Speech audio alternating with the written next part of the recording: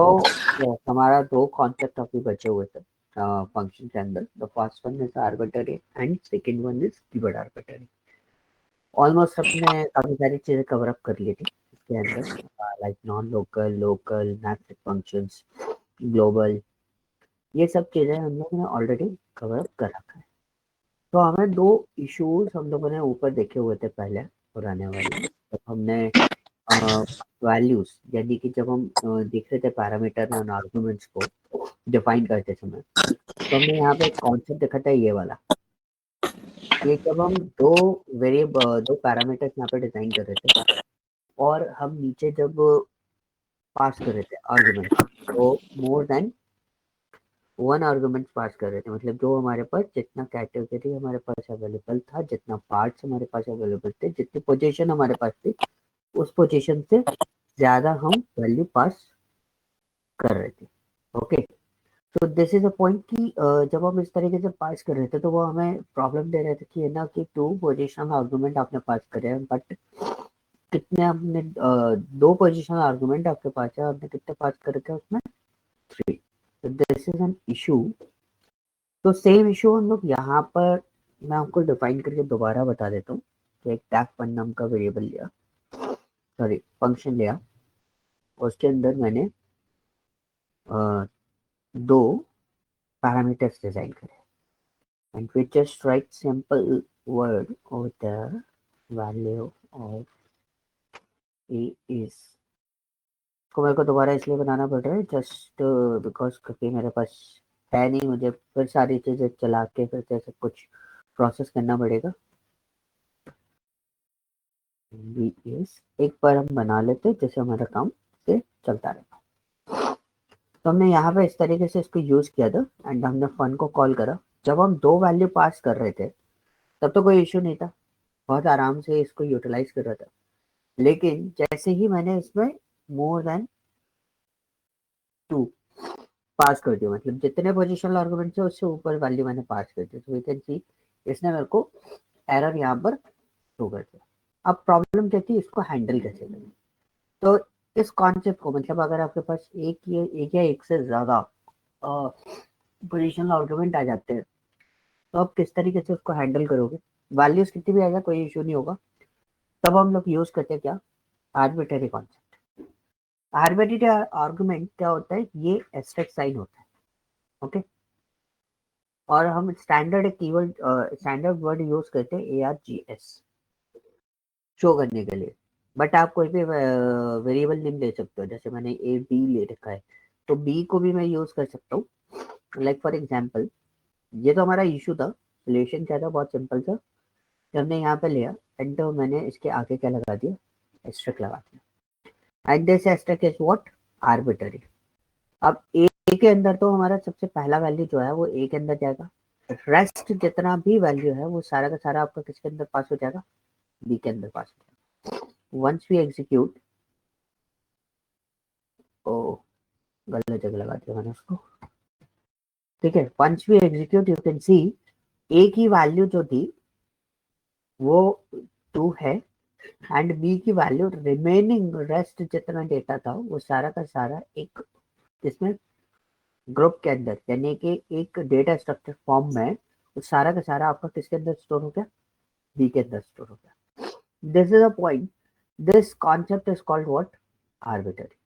But आप जैसे online देखोगे या कहीं आप वेबसाइट विजिट कर रहे हो, W3 या G4Geeks या कोई भी वेबसाइट आप विजिट कर रहे हो, यू कैन सी इसको हम ARGS, इस तरीके से आप इसको देखोगे, that is called an argument.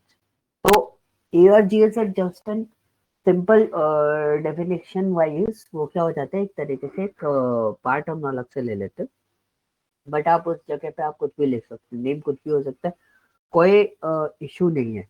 But आप इस तरीके से उसको यूज करोगे तो थोड़ा सा डिफरेंस आपको क्रिएट होने को मिल जाएगा. But arbitrary concept is what, ये जो एस्टेरिस्क साइन है this is called N arbitrary basically. अगर किसी वेरिएबल के आगे आपने एस्टेरिस्क लगा रखा है single, then it is then for that particular variable is called what, arbitrary variable. Okay, तो यहाँ पे हम लोग क्या लिखेंगे, ARGS. तो यू कैन सी ARGS क्या करता है, आपका जितना भी डेटा है उसको वो किस तरीके से हैंडल कर रहे हैं आपका टपल फॉर्म में। ठीक है, अब देखो वो क्लास क्या है उसकी, टपल, तो फिक्स क्लास में वो चला जाता है। अब और भी पॉइंट्स आते हैं, काफी बार लोग बोलते हैं सर मैंने यहाँ पे 3 वेरिएबल ले लिए, तो अब ये डेटा को कैसे लेगा। तो यू कैन सी अभी प्रॉब्लम क्या है, missing one positional, one required keyword only C. अब पॉइंट क्या हुआ, एक ए लिया, फिर आर्बिट्ररी लिया, फिर मैंने सी लिया, तो एग्जैक्टली क्या होगा ना, ये 2 तो हो जाएगा ए में, और बाकी रिमेनिंग गया किसके अंदर, आर्बिट्ररी में। तो एक कॉन्सेप्ट हमारा रह जाएगा। तो अब यहाँ पे ये प्रॉब्लम क्रिएट हो जाती है, तो इसको हम सबसे लास्ट बीच में कहीं नहीं लिखेंगे, हम इसको कहाँ लिखेंगे, हमेशा आर्बिट्ररी को लास्ट में। अब देखो, अब मैंने इसको ऐसे कर दिया, तो अब जब ऐसे किया तो ए के पास 2 गया, बी के पास 3, सी के पास 3 गया। अब बाकी रिमेनिंग जितना डेटा है वो सारा आपके पास किसके पास जाएगा, आर्बिट्ररी के पास जाएगा। तो यू कैन सी मैंने अभी सी को प्रिंट नहीं कराया, बट अब यहाँ पे देखोगे तो मेरे पास रिमेनिंग जो डेटा बचा है 6, 7, 8, 9 बचा हुआ है। तो ये सारा का सारा डेटा आपका कितने चला गया, आर्बिट्ररी में चला गया। ओके, तो दिस इज अ कॉन्सेप्ट कि आर्बिट्ररी में एक छोटी सी प्रॉब्लम थी। मैं एक काम करता हूँ, सेल को मैं अलग से कर देता हूँ। जब आप इसको चीज को डिफाइन करोगे तो आर्बिट्ररी को आप सेंटर यानी कि मिड में डिफाइन नहीं कर सकते, आप लास्ट में तो डिफाइन कर सकते हो, बट आप उसे मिड में डिफाइन नहीं कर सकते।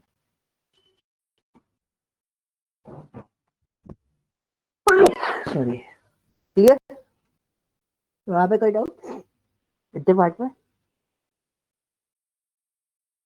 एक क्लियर है। इसका यूज केस क्या रहता है, मतलब इसका फायदा क्या है? थिंक जब आप पोजिशनल आर्गुमेंट, क्या होता है कई बार आपके पास डेटा ना लिमिटेड दिया था, आप यहाँ से कितना भी डेटा पास करो, आप उसको अगर हैंडल करना है एंड आपको यूटिलाइज करना है तो you can use this concept. Okay okay, जैसे एरे की फॉर्म में मतलब हमने ले लिया है, फॉर्म में टपल लाइक की ये फॉर्म टप, में। ओके। हाँ, तो ये टपल में उसको चेंज करके उसको हैंडल कर लेते हैं। एंड टपल को आप अनपैक भी कर सकते हो, अभी हम टपल के बारे में डिस्कस करेंगे तो यू कैन अंडरस्टैंड कि टपल को हम अनपैक करके भी यूटिलाइज कर सकते हैं।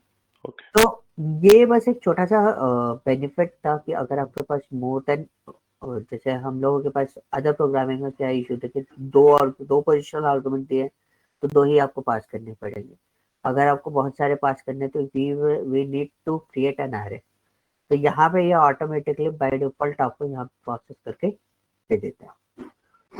ओके, अब सेम इशू, एक इशू कीवर्ड के साथ में भी था। कीवर्ड के साथ में क्या था कि आपने डैप वन लिखा and this is for K1 comma K2 comma K3, मैं K2 तक ले लेता हूँ। तो 2 कीवर्ड्स मैंने यहाँ पे लिए, ठीक है, और दोनों के लिए मैंने यहाँ पे प्रिंट लिखा वैल्यू ऑफ K1 इज, तो ये कॉन्सेप्ट होता है, इसको हम बोलते हैं डिक्शनरी। ठीक है, आप जैसे नॉर्मल प्रोग्रामिंग के अंदर डेटा स्ट्रक्चर के अंदर अगर आप इस कॉन्सेप्ट को देखोगे तो दैट इज कॉल्ड व्हाट, तो आपका मैप होता है। तो मैप में हम कुछ ऐसा परफॉर्म करते देखते हैं कि मैप के अंदर ये सारी चीजें आपकी हैंडल होती है जब आपको की एंड वैल्यूज के बेसिस पर काम करना पड़ता है। दो हमने एक और चीज देखी थी कि हमने यहाँ पे फन को कॉल किया, फन को कॉल करने के बाद हमने यहाँ पे लिखा K1 equal to 23 comma K2 equal to 34। मैंने इसको रन करा तो वैल्यूज आ रही, बट अगर मैंने यहीं पर वैल्यूज इंक्रीज कर दी, K3 equal to 45 comma K4 equal to 56, run करा तो मेरे को यहाँ पे दिक्कत दिया।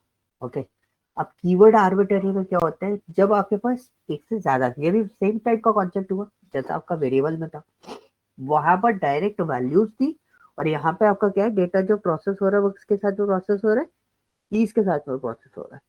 ठीक है, तो आप इसको इस तरीके से देखोगे कीज के फॉर्मेट में क्या चीजें होती है।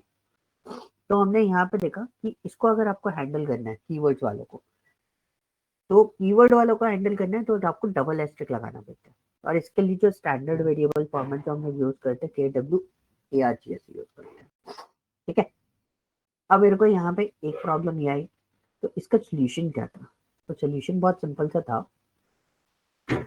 अब मैं K2 यूज नहीं कर रहा हूँ, मैं यहाँ पे डबल एस्ट्रिक KWARGS यूज कर रहा हूँ। तो मैंने यहाँ पे दिया और मैंने यहाँ पे KWARGS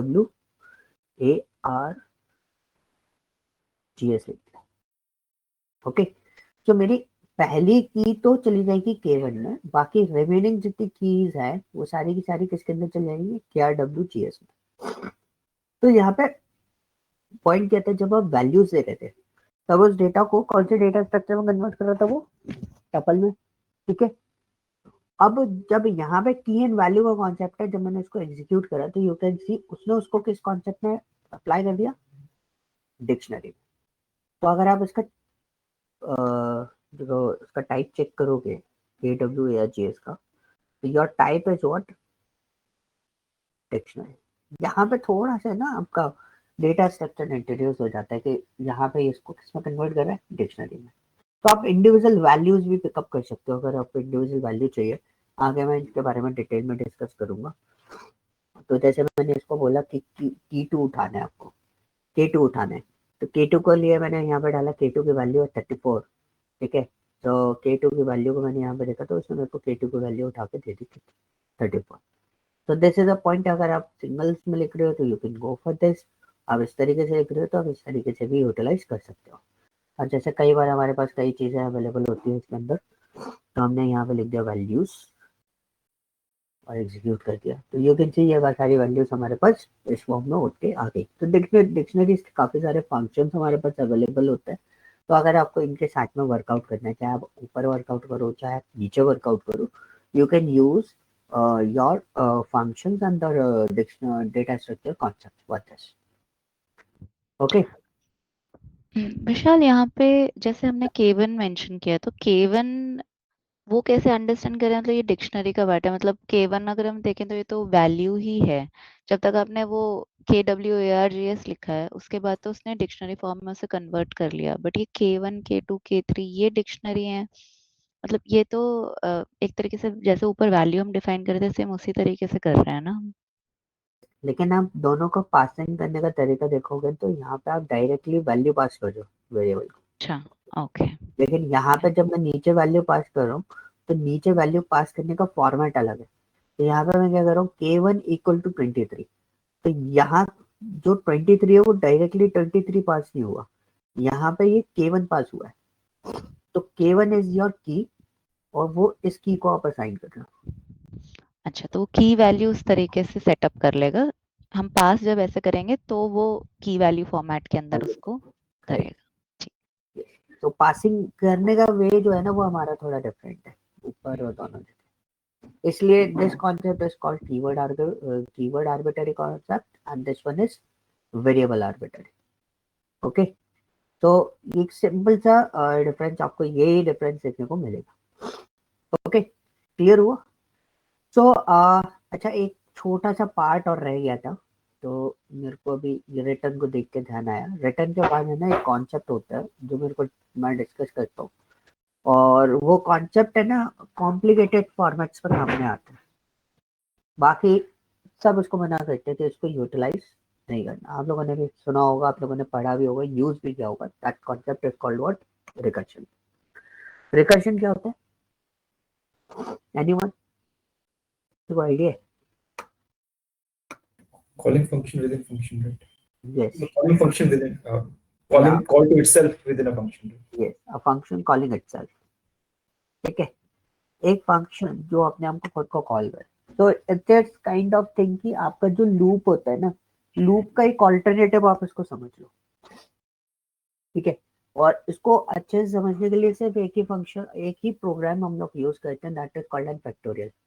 बनाने को तो बहुत सारे प्रोग्राम इसके अंदर डिजाइन हो जाते हैं, बट हम लोग एक फंक्शन प्रोग्राम यूज करते हैं फैक्टोरियल का। बट पहले हम लोग इस सिस्टम को समझ लेते हैं, how this system is working.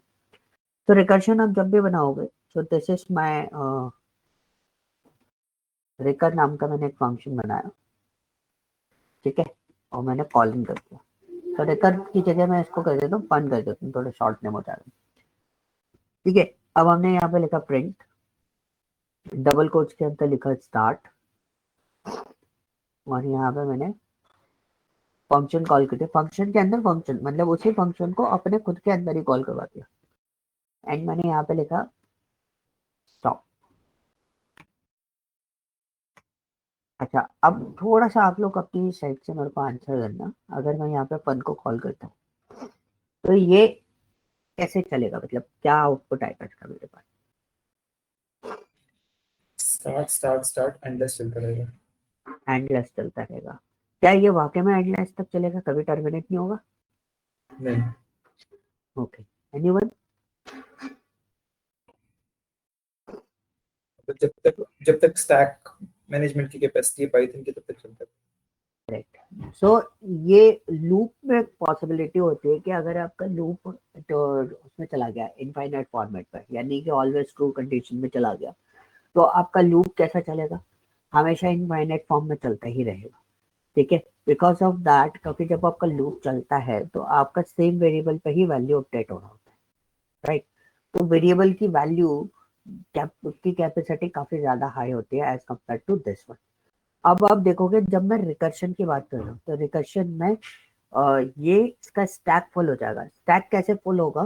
क्योंकि आप देखो आप किसको कॉल कर रहे हो, फंक्शन को कॉल कर रहे हो, और जितनी बार फंक्शन कॉलिंग होती है उतनी बार एक मेमोरी जनरेट होगी, ठीक है। जितनी बार फंक्शन कॉलिंग होगी उतनी बार एक मेमोरी जनरेट होगी, और एक टाइम पीरियड ऐसा आएगा कि आपकी मेमोरी जो है ओवरफ्लो हो जाएगी और उसके बाद आपका प्रोग्राम जो है वो पूरे तरीके से एंड हो जाएगा।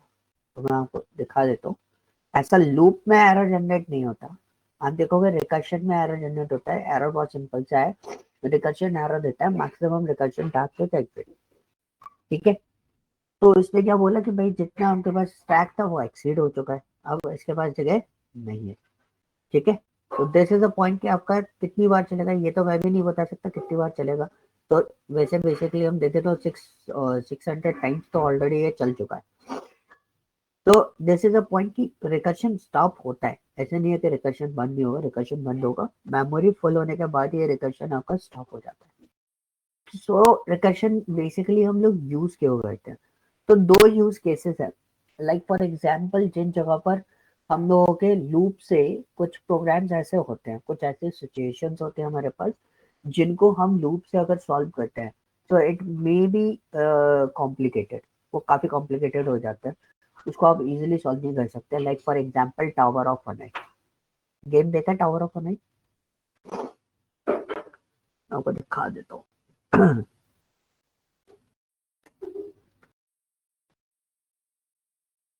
तो this is a game tower of Hanoi, इसमें बैक ट्रैकिंग बहुत होती है, ठीक है। ये आप लोगों ने कभी देखा हो या आप लोगों ने खेला भी होगा। तो दिस इज अ पॉइंट, एक डेस्क हमें मूव करनी होती है, इसके इनके रूल्स होते हैं। अब इसमें क्या होता है ना, जैसे मैंने डेस्क इधर मूव करी, मैं इसको इधर लेके आया, फिर मैं इसको बैक ट्रैक कर रहा हूँ, तो ये इसको अगर इस पूरे पोर्शन को, ये जो मूव का कॉन्सेप्ट है वो अगर आप इस तरीके से बनाओगे तो आपको क्या होगा कि ये वाइल लूप इस चीज को प्रोसेस करना बहुत कॉम्प्लिकेटेड हो जाता है, राइट। तो यहाँ पर आपका कौन काम करता है? रिकर्शन काम करता है इस टाइप के सिचुएशन के अंदर, ठीक है। तो ये होती है बैक ट्रैकिंग की, आप एक बार प्रोसेस करें फिर आप वापस आए, फिर प्रोसेस करें फिर वापस आए, फिर प्रोसेस करें फिर वापस आए।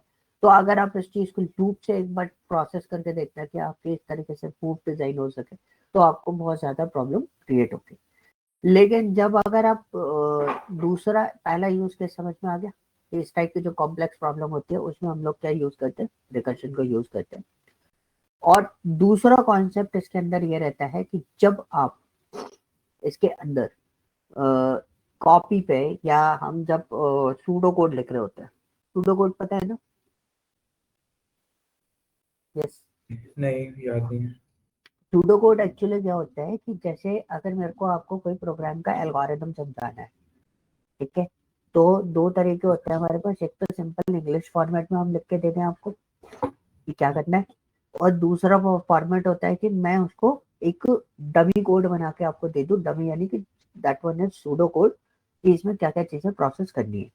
तो उस सूडो कोड में हम लोग जब लूप्स को डिफाइन करते हैं या लूप्स को आपको डिस्प्ले करना होता है तो हम लोग क्या यूज करते हैं? रिकर्शन का यूज करते हैं। क्योंकि पेपर पे रिकर्शन का पेपर पे लूप का प्रोसेस दिखाना बहुत कॉम्प्लिकेटेड हो जाता है, बहुत लैंग्दी हो जाता है, तो वहां पर रिकर्शन का यूज करते हैं। तो रिकर्शन मोस्टली जो है ना एल्गोरिथम डिजाइन में सबसे ज्यादा यूजेस में आता है। इसके अच्छे यूज केसेस एल्गोरिथम डिजाइन में होते हैं। अब मैं आपको एक और चीज बताता हूँ, बहुत सिंपल सी चीज है। मेरे पास है ना दो फंक्शन मैं आपके सामने बनाता हूँ, एक ही प्रोग्राम को दो अलग अलग तरीके से बता देता हूँ। एक होता है हमारे पास फैक्टोरियल, तो फैक्टोरियल हमें कैलकुलेट करना है। 5 का फैक्टोरियल कितना होता है? 120। और 3 का फैक्टोरियल कितना होता है? शॉर्ट फैक्टोरियल ले लेता हूँ एक और। 3 का फैक्टोरियल होता है हमारा 6। 1 into 2 into 3, that is called N factorial. Okay, अब क्वेश्चन आता है हमारे पास कि हमारे पास कितने सोल्यूशन है। तो सिंपल सोल्यूशन इज व्हाट, कि हमारे पास हम इसको लूप से सॉल्व कर सकते हैं। तो मैं फंक्शन बना देता हूँ जिससे आपको क्लियर हो और भी अच्छे से क्लियर हो जाएगा। दिस इज माय फैक्ट, और इसके अंदर हमने एन ले लिया, और मैं पहले बाय यूजिंग लूप कर रहा हूँ। ठीक है, आपको मैंने जो असेसमेंट दे रखे हैं उसमें आपको ऐसे क्वेश्चंस मिल जाएंगे। ठीक है, अब मैंने बाय यूजिंग लूप किया, मैंने फॉर आई इन रेंज लिखा, एंड उससे पहले मेरे को फैक्ट इक्वल टू 1 कर दिया।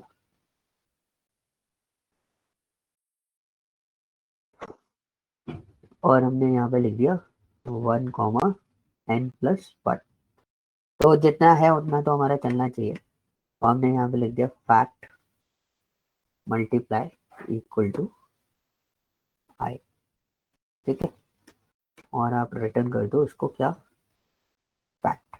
तो सिंपल सा था।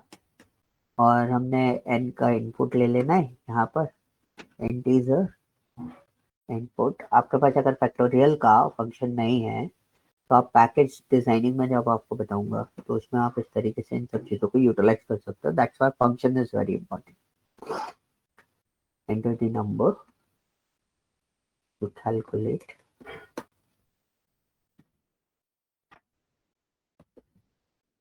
ये लिख दिया हमने फैक्टोरियल, एंड देन उसके बाद we just write a print and comma factorial is, क्या है हमारा फंक्शन का नेम, फैक्ट। उसके अंदर हमने n पास कर दिया। ये हमारा लूप था, लूप में हमने 3 दिया, रिजल्ट इज व्हाट 6। हम इसको चेक करो, आपने 5 दिया, result is what 120। And it's very easy, आपको क्विकली रिजल्ट मिल गया। आप इस तरीके से भी यूटिलाइज कर सकते हो। अब यही सेम चीज, ये अभी मैंने लूप से बनाई, अब यही सेम चीज मैं कैसे क्रिएट करूंगा, रिकर्शन से। तो hashtag factorial by using recursion. Okay, तो मैंने यहाँ पे दे दिया डेफ फैक्ट ऑफ एन। अभी नॉर्मली समझना, अगर नहीं समझ में आए तो मैं इसको डीबग करके आपको बता दूंगा कि किस तरीके से आ रहा है। अच्छा, फैक्टोरियल में वी ऑलरेडी नो कि n अगर 0 होता है और n अगर 1 होता है, तो इस केस में हमारा जो फैक्टोरियल होता है ना वो हमेशा 1 होता है। तो हमने वैल्यू रिटर्न कर दी कौन सी, 1। अब आपने एक चीज देखी थी, अगर मैं इसको स्टॉप ना करूं, इसको फंक्शन को, तो ये क्या कर रहा है, कंटिन्यूसली चल रहा है। कब तक चल रहा है, जब तक आपका मेमोरी फुल नहीं हो जाता। तो हमने यहाँ पे बहुत सिंपल सा यहाँ पे करा कि हमने रिटर्न 1 दे दिया कि भाई यहाँ पे एक तो अगर वो 0 होता है 1 होता है तो रिटर्न 1 करके फंक्शन स्टॉप हो जाए। लेकिन अभी कोई रिकर्सिव फंक्शन है इसके अंदर नहीं, अभी फंक्शन कॉलिंग करी नहीं। इनके अलावा अगर कुछ होता है तो हमें वेक्टोरियल कैलकुलेट करना पड़ेगा। तो हमने रिटर्न दिया, हमने बोला एक आपने फैक्टोरियल का मैथमेटिकली जो कॉपी पेन के बेसिस पे देखोगे तो हमारा कॉन्सेप्ट होता है n under bracket n-1। This is a factorial formula जो हम जिस तरीके से कैलकुलेट करते हैं मैथमेटिकली, n-1। हमने वही कॉन्सेप्ट यूज किया, n multiply fact of n-1। ठीक है, मैंने रिटर्न में लगा रखा है। बाकी सारी सेम चीजें हम लोग यहाँ पे लेंगे, इसी को उठा कर एल्स ब्लॉक में नहीं लगेगा? एल्स ब्लॉक लगाने की जरूरत नहीं है ना, और डायरेक्टली रिटर्न लगा दिया ना मैंने। अगर ये काम करेगा या तो अच्छा, रिटर्न के बाद तो चला ही जाएगा, उसके बाद नीचे उसके बाद तो बस जाएगा नहीं है। होगी। ठीक हाँ, है, ठीक। तो आपके ऊपर है, मतलब एल्स ब्लॉक लगा के भी काम कर सकते हो, कोई इशू नहीं है। बट आप नहीं भी लगाओगे तो अभी आपका कोई केस नहीं बनता एल्स के लिए, क्योंकि आपने तो सिंपल सिंपल बोला कि इफ अगर ये कंडीशन होती है तो रिटर्न वन कर दो, अदरवाइज नहीं होती तो आप directly you need to work on it. अब इस पर वर्कआउट करना है आपको, ठीक है। मैं इसको रन करता हूँ और मैंने 5 दिया, रिजल्ट देखो 120 आ रहा है इसका। सो this is a recursive model, but अभी तो आपको एग्जैक्टली समझ में नहीं आया होगा एग्जैक्टली हुआ क्या, चला कैसे। तो मैं इसको डीबग करके आपको दिखा देता हूँ।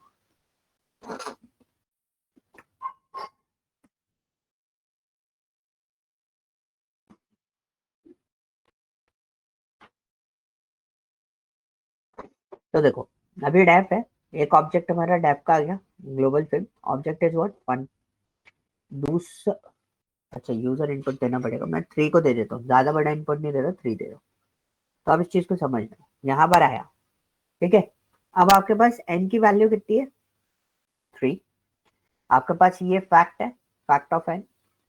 अब देखो नेक्स्ट क्या करा आपने, यहाँ पे कॉलिंग दी फैक्ट के अंदर, तो फैक्ट के n की वैल्यू कितनी थी, 3 थी। तो ये जो फैक्ट n था, फंक्शन जो था आपका, उसके n के पास क्या आया, 3 आया। 3 आने के बाद आप जाओगे सेकंड वाली ड्राइंग पे, तो देखो मैं सेकंड वाली लाइन पे आया, रेड मार्क जो है वो मेरा करंट लाइन होता है जिसको मैं एग्जीक्यूट कर रहा हूँ, और जो ग्रे मार्क वाला एरो आपको दिखाई दे रहा है यहाँ पर ट्रेस के अंदर, वो आपको बता रहा है कि ये एग्जीक्यूट हो चुका है। तो ऊपर वाला पार्ट तो हमने एग्जीक्यूट कर लिया, ये रहा, ये आ गया, ठीक है। अब आपका रेड वाली लाइन पे हूँ मैं, सेकेंड नंबर की रो को मैं एग्जीक्यूट कर रहा हूँ, एन की वैल्यू 0 भी नहीं है मेरी, 1 भी नहीं है, तो इधर स्विच नहीं होगा, सीधा कहाँ जाएगा, फोर्थ लाइन पे जाना चाहिए इसका एग्जीक्यूशन। देखो सीधा आया स्विच होके फोर्थ लाइन पे। फोर्थ लाइन पे आपने बोला रिटर्न करो, तो अब रिटर्न को अभी थोड़ी देर के लिए हटा दो दिमाग में से। आपके पास क्या है, एन, एन इज व्हाट, 3। फिर आपने फैक्ट n-1 लिखा, तो अभी वैल्यू रिटर्न तो नहीं होगी, आपके पास फंक्शन कॉल आया, फंक्शन जब तक कॉल होता रहेगा तब तक आपको बार बार इसको रीस्टार्ट करना है। फंक्शन n-1 कितना हो गया, 2। तो यहाँ पे देखना सेम ऐसे फैक्ट n3 लिखा है ना, ऐसे लिखा हुआ आएगा, एक और फ्रेम आएगी फैक्ट n2 के नाम से, आ गया सिंपली। अब ये वापस गया, क्योंकि देखो फिर से फंक्शन कॉल हुआ है ना, तो फंक्शन दोबारा एग्जीक्यूट होगा। अब फिर आप 2 को चेक करोगे तो फिर से ये नहीं चलेगा, फिर से हम फोर्थ लाइन पे आएंगे, इसके बाद पहले सेकंड पे आएंगे, चेक किया तो जीरो ना, 0 है ना 1 है। अब हम कहाँ जाएंगे, सीधा स्विच होके 4 पे, 4 पे आए तो यहाँ तो 2 हो जाएगा। अब n की वैल्यू अभी इस वाले केस में n की वैल्यू 2 है, तो ये तो 2 हो गया। अब यहाँ पे आपकी वैल्यू कितनी होगी, फैक्ट n-1 पे 1। तो आप 1 करोगे तो देखो फिर से हमारा कॉलिंग हुआ, फिर फंक्शन कॉल हुआ, क्योंकि अभी तो रिटर्न होगा ही नहीं ना, क्योंकि वैल्यू रिटर्न कर ही नहीं पा रहे। तो वैल्यू रिटर्न कहाँ से स्टार्ट होगा, ये थर्ड लाइन जब तक एग्जीक्यूट नहीं होगी तब तक ये ऐसे ही चलता रहेगा। तो 1 आया, 1 को हमने यहाँ पे चेक करा कि n 0 है या फिर 1 है, तो n 0 तो नहीं है बट 1 है। 1 है तो आपने क्या स्टेटमेंट दे रखा है उसको, सिंपल सा कि भाई आप ना रिटर्न कर दो 1 को, ठीक है। आपकी वैल्यू क्या रिटर्न होगी, 1 रिटर्न होगी। तो देखा आपने वैल्यू रिटर्न करी, वैल्यू रिटर्न किसको होगी, जो आपका फैक्ट ऑफ n1 था उसको वैल्यू रिटर्न होगी। वो कहाँ से कॉल हुआ था, वो इस वाले पार्ट से कॉल हुआ था। तो 2 का मल्टीप्लाई कैसे होगा, 1 से। तो देखो 2 का मल्टीप्लाई कैसे हुआ, 1 से, तो वैल्यू कितनी आई, 2। अब वो किसको रिटर्न होगी, फैक्ट ऑफ 2, क्योंकि ये वाला फंक्शन था ना वो, तो इसके अंदर वैल्यू रिटर्न हो रही है फैक्ट ऑफ 2 के अंदर, तो वैल्यू रिटर्न है फैक्ट ऑफ 2। फैक्ट ऑफ 2 किसके आगे लिखा होता है, n इंटू फैक्ट n-1। ये वाला फैक्ट 3 क्या देना, 3 इंटू n-1, ठीक है। तो यहाँ पे फिर जाएगा, यहाँ पर गया तो यहाँ पे 3 का मल्टीप्लाई होगा 2 से, तो कितना होगा 6। 6 होने के बाद फिर आपका कोई फंक्शन कॉलिंग नहीं है, तो बाय डिफॉल्ट वैल्यू रिटर्न होकर कौन सी जाएगी, 6 जाएगी। This is a calculation model, आपका रिकर्शन एग्जैक्टली काम कैसे करता है। तो आप देख रहे थे कि अगर मैं यहाँ पे मैंने ये रिकर्शन आपको बताया, तो रिकर्शन में आप देख रहे थे मेरे पास बार बार मेमोरी अलोकेटेड हो रही थी, ओके। वहीं पर अगर आपको लूप वाला कॉन्सेप्ट देखोगे, डिफरेंस चेक करने का सबसे सिंपल तरीका है, आप उसके अंदर डीबग करके देखो। वहीं पर अगर मैंने लूप वाला कोड चलाया आपके लिए, यहाँ पर मैं इसको एग्जीक्यूट करता हूँ और आप इसका कैलकुलेशन मॉडल देखना कि आपके पास फ्रेम आई, आपने एक वैल्यू दे देते हैं 3, सबमिट किया। सबमिट करने के बाद आपके पास फंक्शन कॉलिंग एक ही हुई है, ठीक है। और उसके बाद फैक्ट की वैल्यू 1 आई और आपका लूप चला। अब आप देखो क्या हो रहा है, यहाँ पर सिर्फ वेरिएबल पे वैल्यू चेंज हो रही है, आपकी मेमोरी एलोकेट नहीं हो रही बार बार, ठीक है। लूप में क्या हुआ, मेमोरी एलोकेशन नहीं हुआ बार बार, लेकिन आपका रिकर्शन में क्या हो रहा था, मेमोरी एलोकेशन बार बार हो रहा था। दिस इज द इश्यू कि रिकर्शन को अवॉइड क्यों करते हैं, क्योंकि वो बहुत ज्यादा मेमोरी ऑक्यूपाई करता है चल सॉल्व होने में। ओके, क्लियर हुआ? Yes, any doubt? अदरवाइज में एक पिक्चर है मेरे पास रिकर्शन की, थोड़ा सा फॉर्मेट मैंने मैनुअली कुछ डिजाइन किया हुआ था, उसके बेसिस पे वो पिक्चर मैं आपके साथ में शेयर कर दूंगा, तो आप एक बार देख लेना। वो पिक्चर में मेरे को देखनी पड़ेगी, कभी किसी को समझ में नहीं आता तो will use that picture. Okay, clear है? यहाँ तक कोई डाउट तो नहीं है? ठीक है, सो मैं आपको ये वाली फाइल एज इट इज दे रहा हूँ। आप लोग क्या करिएगा, उसको ओवरराइट कर लेना, आपके जो आपको मैंने इससे पहले फाइल दी होगी ना, उससे ओवरराइट कर लेना आप। सो दिस इज द फंक्शन। अभी फंक्शन ऑलमोस्ट खत्म हो गया है, बट इसमें भी अभी कुछ कॉन्सेप्ट अभी बाकी हैं। वो कॉन्सेप्ट अगर मैं बात करूं तो काफी सारे कॉन्सेप्ट ऐसे हैं, जैसे डेकोरेटर, क्लोजर, लैम्डा मैंने अभी डिस्कस नहीं करा, मैं लैम्डा भी उसी में डिस्कस करूंगा। तो वो सारी चीजें हम लोग उसके अंदर देखेंगे। अभी इनिशियल लेवल पे आपके पास सारी चीजें मैंने आपको दे दी है इसके अंदर। ओके, तो यहाँ तक तो आपका फंक्शन था। फंक्शन में क्या क्या चीजें आप प्रोसेस कर रहे थे वो सारी चीजें आप लोगों ने देख ली, ठीक है।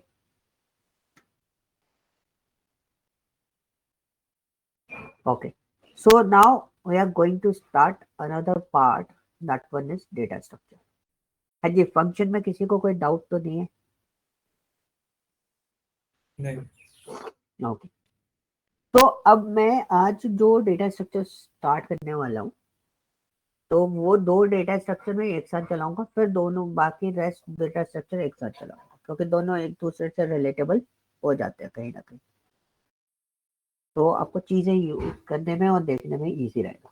तो ये जो डेटा स्ट्रक्चर है, इस डेटा स्ट्रक्चर का नाम है क्या, लिस्ट एंड टपल, ठीक है।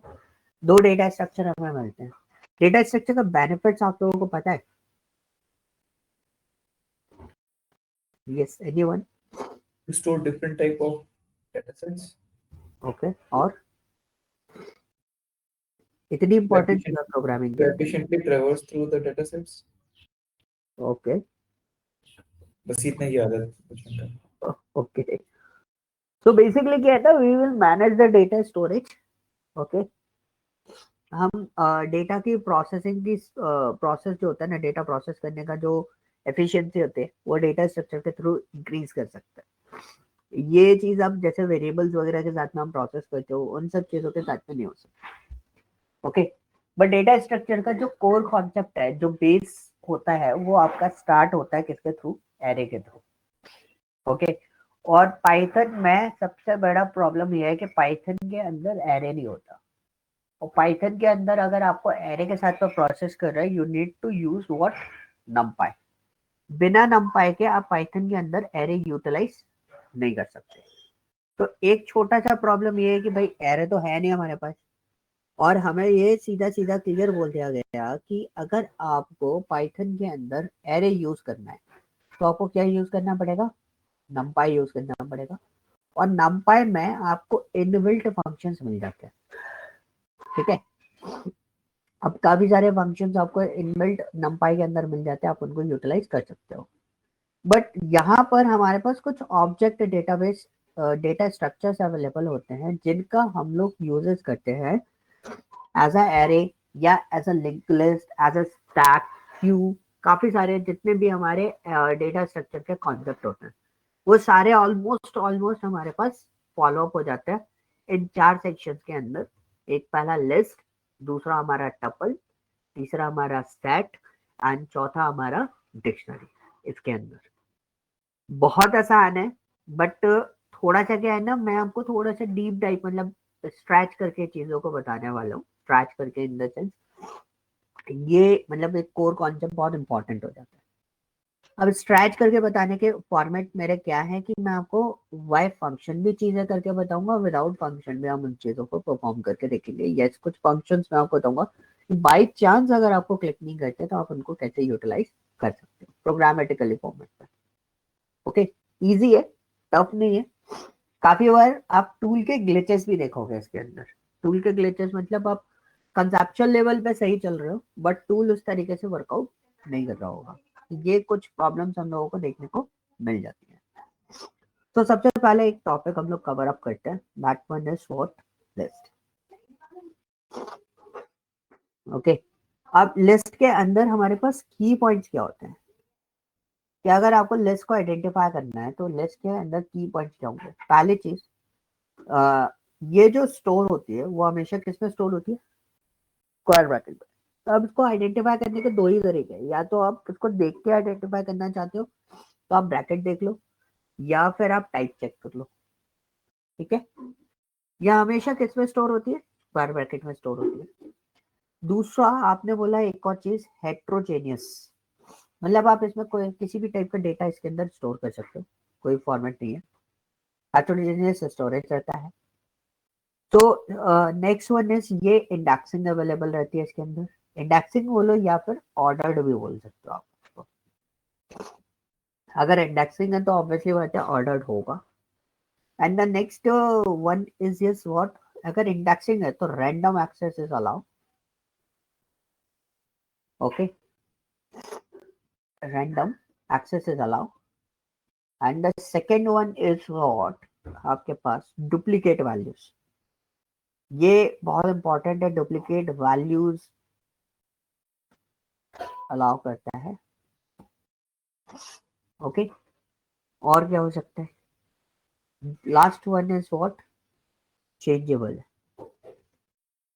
एक कोई भी डेटा स्ट्रक्चर फॉर्मेट होता है ना, उसके अंदर हमें कुछ चीजें मतलब यही जो की पॉइंट्स होते हैं वो हमें आइडेंटिफाई करने होते हैं, क्या ये की पॉइंट्स फॉलो करता है कि नहीं करता है। तो यहाँ पे है ना, मैं इसको थोड़ा सा अलग कर देता हूँ। इंडेक्सिंग ऑर्डर जो रहता है इसमें दो टाइप से होती है, बाकी सब में एक ही सिंगल होती है, इसमें दो टाइप से होती है।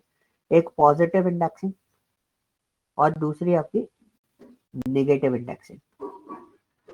दो अलग अलग फॉर्मेट्स होते हैं, पॉजिटिव एंड नेगेटिव इंडेक्सिंग। ठीक है, मतलब किसी डेटा को लेफ्ट टू राइट देखना। जब लेफ्ट टू राइट देखते हैं then it is called what, positive. अगर आप उसी डेटा को ट्रैवर्स कर रहे हो मतलब उल्टा ट्रैवर्स कर रहे हो राइट टू लेफ्ट, तो हम उसको नेगेटिव इंडेक्सिंग के अंदर कंसिडरेबल करते हैं। ओके, आगे मैं आके आपको बता दूंगा। ठीक है, so these are the key points जो हमारे लिए बहुत इंपॉर्टेंट होते हैं। अगर आप पाइथन में या किसी में भी डेटा स्ट्रक्चर फॉलो अप कर रहे हो तो एक सिंपल सी चीज है, अगर किसी ने बोला भाई ये डेटा स्ट्रक्चर है तो हम उससे पूछेंगे कि ये इन पैरामीटर्स वर्कआउट करता है।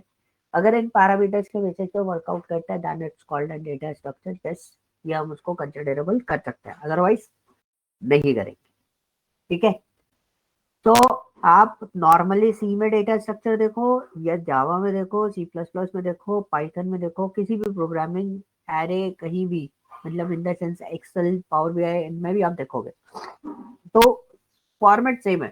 सारी चीजें, सारे कॉन्सेप्ट सब जगह सेम होते हैं, आपको सब में इसी तरीके से काम करना पड़ता है। तो अभी हमने ये सारी चीजें देख ली, अब हम इन्हीं चीजों को एक बार टेस्ट करके देखते हैं इट्स वर्किंग और नॉट। मैंने आईटी लिया और मैंने उसमें कुछ वैल्यूज पास करनी स्टार्ट करी। अब कुछ वैल्यूज मतलब हमें एक कॉन्सेप्ट बोला गया कि आपकी जो वैल्यूज है ना वो हेट्रोजेनियस स्टोरेज लेती है। हेट्रोजेनियस स्टोरेज का मतलब हो गया कि मैंने अलग अलग डेटा टाइप उसके अंदर स्टोर कर लेने हैं, 4.5, 6.5। ठीक है, मैंने एक डेटा फॉर्मेट दे दिया ट्रू।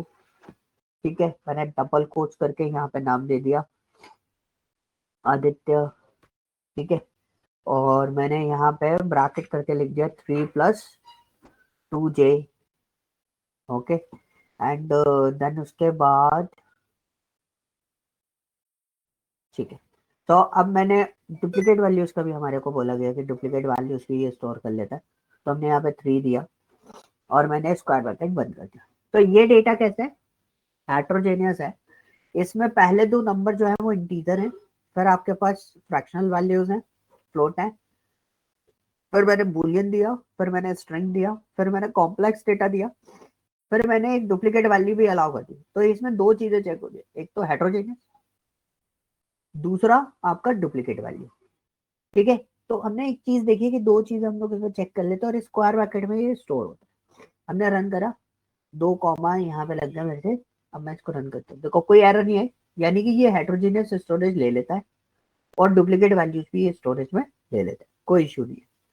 और ये डिक्शनरी है, इसका टाइप चेक करने के लिए पहले तो हमें ब्रैकेट से समझ में आ गया कि ये लिस्ट है, और हमने सॉरी डिक्शनरी बोले ये लिस्ट है, तो इसका टाइप हम चेक कर देंगे, इसका टाइप क्या आ रहा है, लिस्ट आ रहा है, तो we can use this point.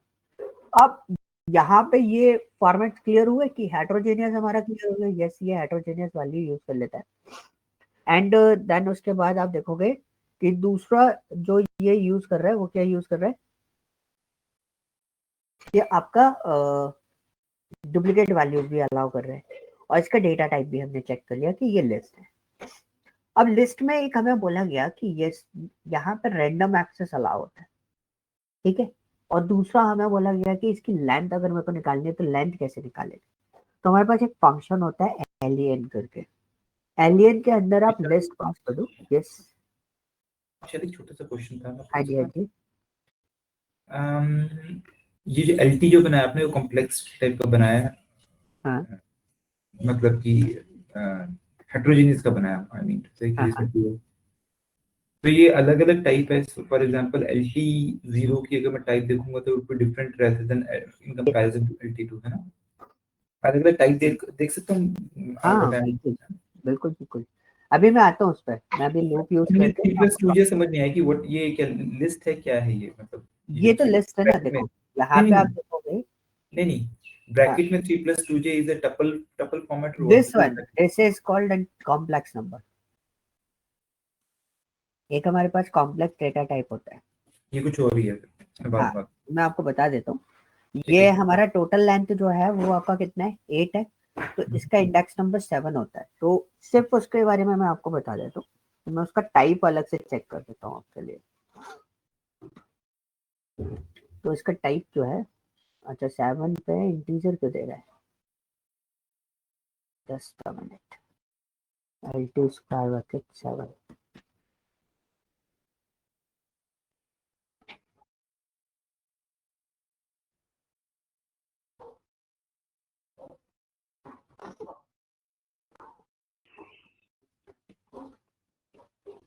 एक मिनट, वो 0 से तो नहीं ले रहा, वो इंडेक्स 0 से तो नहीं ले रहा। नहीं इंडेक्स 0 से नहीं ले रहा, वो उसको ट्रैक नहीं कर रहा है, उसको ट्रैक करना चाहिए उसको। ये कॉम्प्लेक्स नंबर होता है 6 ही तो ये क्या, 6 पोजीशन नहीं है, 1 2 3 4 5 6, अच्छा 7 सर। नहीं टोटल लेंथ इसकी 8 है ना। ठीक है। अच्छा ठीक है, सॉरी 6 लेगा ना, सॉरी आपसे ही बोले थे। ठीक है, तो मैं 7 डाल रहा था ना, इसलिए मेरे को 3 दे रहा था, और मैं इसको पूरा 8 वैसे ले रहा था। ठीक है, तो this one is the number, and अब उसका आप टाइप चेक करोगे ना, तो इस डेटा टाइप पे हम लोग बेसिकली वर्कआउट नहीं करते, तो ये हमारा एक कॉम्प्लेक्स नंबर होता है। आयोटा वाला नंबर होता है ना हमारा, अच्छा अच्छा अच्छा अच्छा अच्छा, ओके, वो होता है ये। अच्छा ठीक है, तो इसको मैं अभी आपको इंडिविजुअल भी चेक करके बता दूंगा कि एक एक डेटा भी हम कैसे प्रोसेस कर रहे हैं। अभी मैं कोई फंक्शन नहीं बताऊंगा आपको लिस्ट के अंदर। ओके, तो हम लोग इसको डायरेक्टली ओपनली यूज करने की कोशिश करेंगे कि ओपन फॉर्मेट में किस तरीके से हम उसको यूटिलाइज करते हैं। तो अभी हमने इसकी लेंथ चेक करी, लेंथ चेक करने के बाद लेंथ कितनी है हमारी, 8 लेंथ आई। तो बेसिकली इसकी अगर मैं पॉजिटिव इंडेक्सिंग आपसे पूछूं कि पॉजिटिव इंडेक्सिंग क्या होती है, पॉजिटिव इंडेक्सिंग जो रहती है वो आपकी बेसिकली स्टार्ट होती है 0 से, और कहां तक जाती है, लेंथ ऑफ लिस्ट -1 तक। जैसे हमारा एरे चलता है ना, एरे हमारा किससे स्टार्ट होता है? 0 से स्टार्ट होता है और हमारा एरे का सबसे लास्ट एलिमेंट कहाँ तक जाता है? लेंथ ऑफ लिस्ट -1 तक जाता है. Okay, so this is what positive indexing.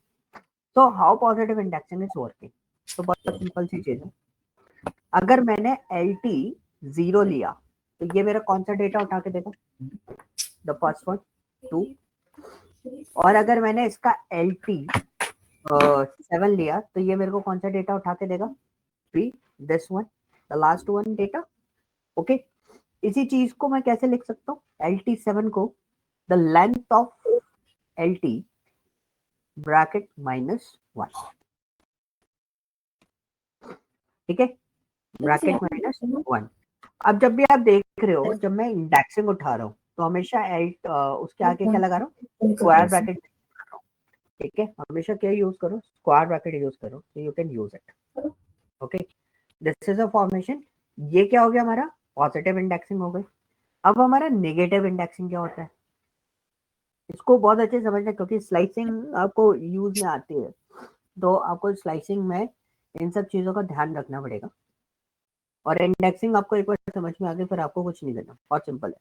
-1 से स्टार्ट होता है और कहाँ तक जाता है? माइनस लेंथ ऑफ LT तक. ठीक है, सो this is your what? Negative indexing. तो आपने दिया LT स्क्वायर ब्रैकेट -2. तो मैं जब -7 लिख रहा था तो मेरे को 3 उठा के दे रहा था, और वो बिल्कुल ही सही उठा के दे रहा था, मैं इसको अलग से ले रहा था. तो इसका इंडेक्स नंबर होगा क्या? 6. कब? जब मैं इसको यहां से ऐसे प्रोसेस करते हुए जाऊंगा, इस तरीके से ट्रैवल्स करा, तो इसका इंडेक्स नंबर हुआ 6. और जब मैं इसको नेगेटिवली इंडेक्स ट्रैवल्स करूंगा तो इसका इंडेक्स नंबर क्या होगा? -2. तो ये हमेशा नेगेटिव फॉर्म में कैसे स्टार्ट होता है? -1 से लेंथ ऑफ -1 तक जाता है, length of minus length LT तक जाता है. Okay, so this index number is what? -2. अब आप इसको एग्जीक्यूट करके देखो, आपको आउटपुट ये वाला आएगा. आया? ठीक है, so this one is what? Negative indexing. अगर आपको सबसे लास्ट एलिमेंट निकालना तो आप क्या लिखोगे? LT minus length of LT. अभी तक तो बहुत आसान लगेगा, सारी चीजें बहुत इजीली हो रही है. इसका आउटपुट आया 2. ठीक है, क्लियर हुआ? अब यहां तक तो चीजें हमें समझ में आ गई. ये हमें समझ में आ गया पॉजिटिव नेगेटिव इंडेक्सिंग कैसे होती है. और उसी से हमने एक और चीज आइडेंटिफाई कर ली. Yes, random access is allowed. अगर इंडेक्सिंग आपके पास अवेलेबल है तो आपका रैंडम एक्सेस आपको मिल जाता है. And the last one is changeable. क्या ये चेंजेबल है कि नहीं है? तो ये चेंजेबल है. तो चेंजेबल का मतलब क्या होता है? 2 चीजें होती है. एक वैल्यू इंसर्ट करना, एक डिफरेंट थिंग. कोई नया वैल्यू ऐड ऑन करना, that is a different thing. और वैल्यू को चेंज करना, that is a different thing. तो suppose this is my LT. ये LT है. LT 6 पे पॉजिटिव इंडेक्सिंग बेसिस पे बात करूंगा. LT 6 पे हमारे पास क्या अवेलेबल है? This complex number. अब मैंने इक्वल टू करके क्या बोला कि इसको 67 कर दो. इसको क्या कर दो? 67 कर दो. तो यहाँ पे मेरा पोर्शन क्या बोल रहा है? यहाँ पे पोर्शन ये बोल रहा है बहुत सिंपल सा कि भाई LT 6 जो है उस पर जो कॉम्प्लेक्स नंबर है उसको चेंज करके आप क्या कर दो? 67 कर दो. Once I execute this one, तो यू कैन सी मैंने LT को दोबारा प्रिंट करा तो मेरा कॉम्प्लेक्स नंबर जो है वो इसमें से हट गया, रिप्लेस होके क्या अपडेट हो गया? उसमें 67 अपडेट हो गया. तो इसी चीज को हम चेंजेबल भी बोलते हैं, और इसी के लिए एक स्टैंडर्ड वर्ड जो यूज किया जाता है, that one is what? Mutable. ठीक है, तो लिस्ट है ना चेंजेबल होती है. इस चीज पर बहुत ध्यान देना. जो मैं वर्ड्स बोल रहा हूँ और उसके जो की पॉइंट्स हैं, इसका बहुत बड़ा रोल है. तभी आप डेटा स्ट्रक्चर को डिफरेंशिएट कर पाओगे. दोनों डेटा स्ट्रक्चर मतलब टपल, सेट, डिक्शनरी, लिस्ट, इन सबको आप डिफरेंशिएट कैसे कर पाओगे? By using the key points only. इसके अलावा कोई ऑप्शन नहीं है हमारे पास, वरना आपको इसे प्रैक्टिकली करके बताना पड़ेगा. वर्बली क्वेश्चन हुआ तो आपको इस तरीके से रिजॉल्व करना पड़ेगा. Okay, is this clear? यहाँ तक चीजें क्लियर हो गई. अब पॉइंट आता है कि चलो LT तो आपने बना दिया, ये आपके पास LT है. क्या हम इसको ट्रैवर्स कर सकते हैं? यस, बिल्कुल ट्रैवर्स कर सकते हो। मैंने एल टी को चलाया फॉर आई इन रेंज, तो what's your range? By default इसका जो स्टार्ट होता है इंडेक्सिंग वो किससे स्टार्ट होता है? 0 से स्टार्ट होता है और कहाँ तक जाएगा? लेंथ ऑफ एल टी तक। तो मेरे को प्लस माइनस ऐसा कुछ लिखने की जरूरत नहीं है, बाय डिफॉल्ट एक कम चलेगा। तो हमने इसको हटाया और हमने यहाँ पे प्रिंट कर दिया किसको? आई को, comma end equal to space दे देते हैं and the bracket close to execute this one. But यहाँ पे हमने देखा क्या आया? 0 1 2 3 4 5 6 7। So these are what? ये सब आपके क्या है? इंडेक्स नंबर है। तो आप क्या कर सकते हो? बहुत सिंपली यहाँ पे आपने लिखा है L T square bracket of I, और आप देखो ये सबका डेटा वैल्यू उस पर्टिकुलर इंडेक्स पर जो वैल्यूज स्टोर थी वो सारी आपको डिस्प्ले करके दे देगा। ठीक है। And the next option is what, कि आप इसको डायरेक्टली इस तरीके से भी लिख सकते हो for I in L T. अब इस केस में, ऊपर वाले केस में क्या हुआ? वो इंडेक्सिंग के बेसिस पे डेटा उठा रहा था। यहाँ पे जो आई है वो आपका डायरेक्टली डेटा वैल्यू को पॉइंट आउट कर देता है। तो आपके पास दोनों केसेस आप एप्लीकेबल हो जाता है और अलाउ हो जाता है कि आप दोनों केसेस को कुछ भी यूज कर सकते हो। और एफिशिएंट केस हम इसको मानते हैं कि ये ज्यादा बेटर है as compare to this one. इसको यूज मत करो, आप इसको यूज करो, इसको यूज करो। तो हम इसको ज्यादातर यूज करते हैं। ओके, इतना बात क्लियर हुआ? अब आपने क्वेश्चन पूछा था क्या हम इनके डेटा टाइप्स एग्जैक्टली देख सकते हैं? तो आपको जब भी डेटा टाइप देखने हैं तो आप कुछ मत करो, उसको पिकअप करो एंड पेस्ट इट, और दिस इस आई को आप किसमें डाल दो? टाइप में डाल दो। आपको सब के डेटा टाइप आपको यहाँ पे डिस्प्ले हो जाएगी। क्लियर हुआ? तो दिस इज अ पोर्शन, आप किस तरीके से इनके डेटा टाइप फॉर्मेट देख सकते हो। अब फिर भी आपको वैल्यूज चाहिए, तो आपने बोला कि नहीं मेरे को वैल्यूज के साथ में चाहिए, तो you can just do one thing. मैं थोड़ा सा स्टेटमेंट, ये सब सब मैनुअल फॉर्मेट्स होता है, इनका कोई ऐसा कोई रोल नहीं होता कि यस ये पहले से अवेलेबल है या कुछ है, but this is depends on your logic purpose कि आप किस तरीके से उसको सोच रहे हो। तो ये हमारे पास डेटा टाइप फॉर्मेट आ गए, सबके इंडिविजुअल फॉर्मेट्स में मैंने लगा दिए। 2 का डेटा टाइप ये है, 3 का डेटा टाइप ये है, 4.5 का ये है, 6.5 true Aditya 67 3। Okay, these are called what? Data type format, कि आप किस तरीके से इनको यूटिलाइज कर सकते हो। क्लियर हुआ? अब अगर मैंने आपको बोला कि मेरे को सिर्फ न्यू अपडेटेड विशाल, एक पॉइंट, ये जो आपने ऊपर बताया लूप में, इसमें अपने रेंज में जो ये डिफरेंस क्या, आप एक बार एक्सप्लेन कर दोगे फिर से? मैंने मिस कर दिया यहाँ पे एक्चुअली मुझे वाला ना पार्ट। रेंज फंक्शन लेना पड़ा। ओके, तो इसमें ना मेरे को इंडेक्सिंग पर भी ध्यान देना पड़ेगा, बट इसकी एफिशिएंसी ज्यादा अच्छी क्यों होती है? क्योंकि आपको इसमें इंडेक्सिंग पर ध्यान नहीं देना, आपका जो आई जो है ना वो डायरेक्टली वैल्यूज को पॉइंट आउट कर रहा होता है, और यहाँ पे आई जो है वो इंडेक्सिंग को पॉइंट आउट करता है। तो आई से यहाँ पे इंडेक्सिंग आएगा, तो आपको हमेशा ये स्टेटमेंट राइट करना पड़ेगा इसमें, तभी आप उसकी वैल्यू पिकअप कर सकते हो। अदरवाइज अगर डायरेक्टली आई लिखते हो प्रिंट आई, तो आपका वैल्यू जो है वो सीधा सीधा क्या देगा? उनकी इंडेक्सिंग देगा। तो रेंज वाले में ये कॉन्सेप्ट हो जाता है। और यहाँ पे आई क्या दे रहा है आपको? डायरेक्टली वैल्यू दे रहा है, इसके अंदर जो वैल्यू स्टोर है वो आपको वैल्यू डिस्प्ले करके दे देगा। अच्छा, ओके। वो आपने रेंज फंक्शन में बताया कि रेंज फंक्शन के अंदर वो जो है वो उसके इंडेक्स को पॉइंट, मतलब उसकी पोजीशन पॉइंट को आउट पॉइंट करते हैं। करेगा। यस, ठीक है, तब आपको L T square bracket of I लिखना पड़ेगा, जैसे आप इंडेक्सिंग उठा रहे थे ना ऊपर, like in that format you need to work it. Okay, so now ये हमारा पोर्शन आ गया। अब यहाँ पे किसी ने आपको बोला कि I just want only print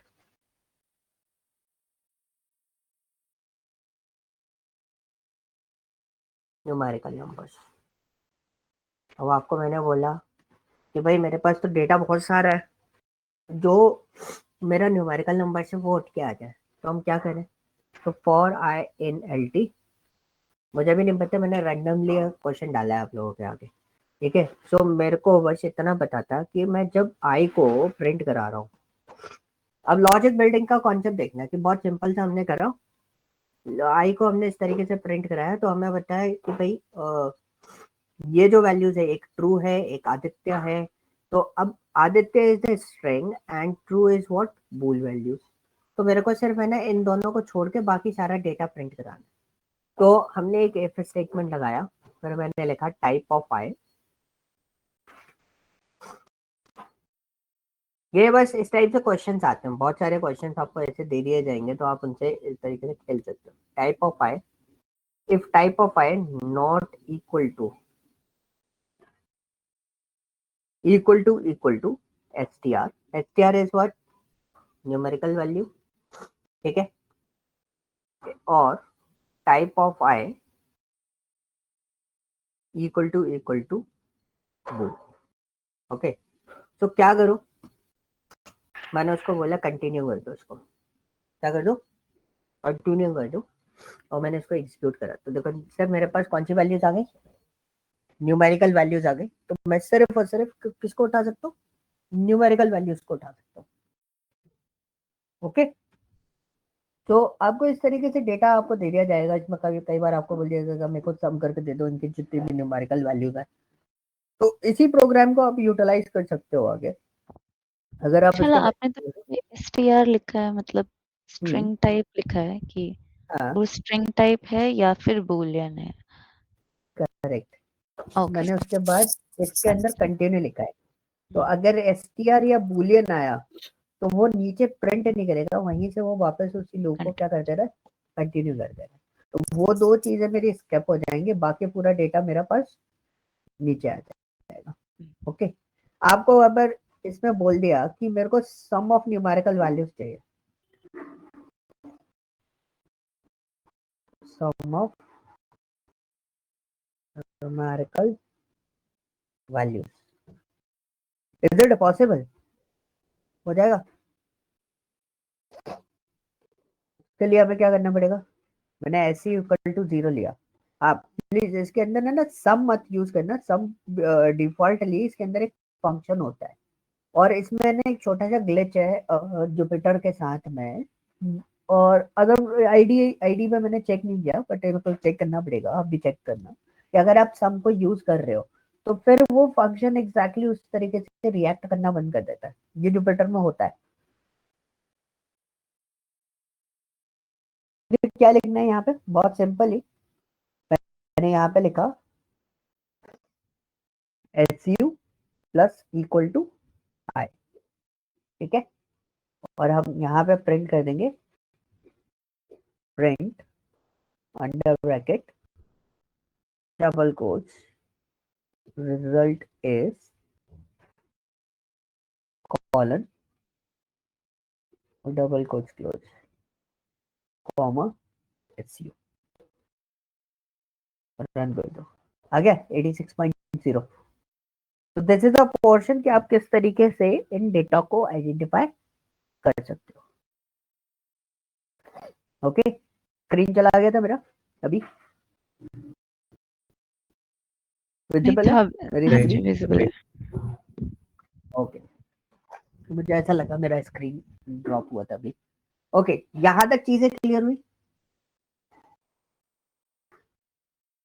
yes clear है ना। हाँ जी, अब सपोज मैंने आपको कोई लिस्ट मैंने आपको यहाँ पे दे दी इक्वल टू LT, और मैंने यहाँ पे आपको काफी सारा लिस्ट यहाँ पे दे दिया, ठीक है। और मैंने आपको बोला कि यहाँ पे मेरे को सिर्फ इवन नंबर्स पिकअप करने हैं, तो आप कैसे पिकअप करोगे,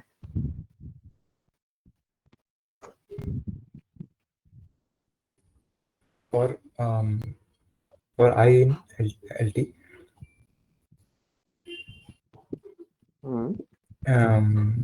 if I percentage 2 is equal to 0,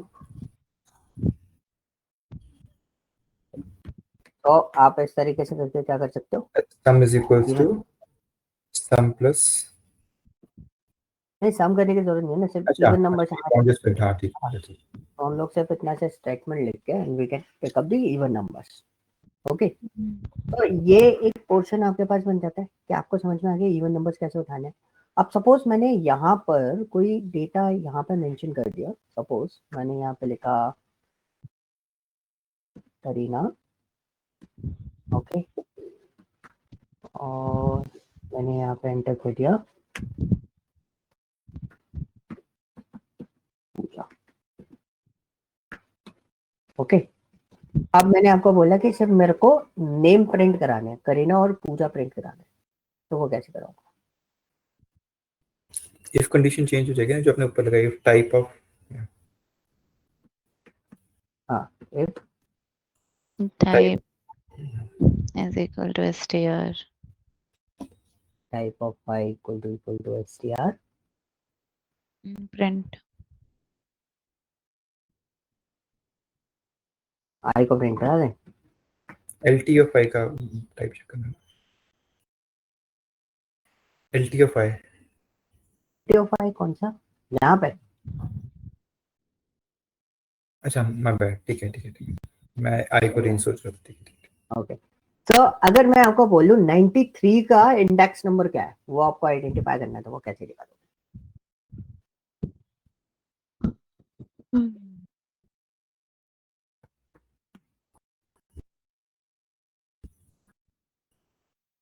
same ही चलेगा और आई एन एल टी,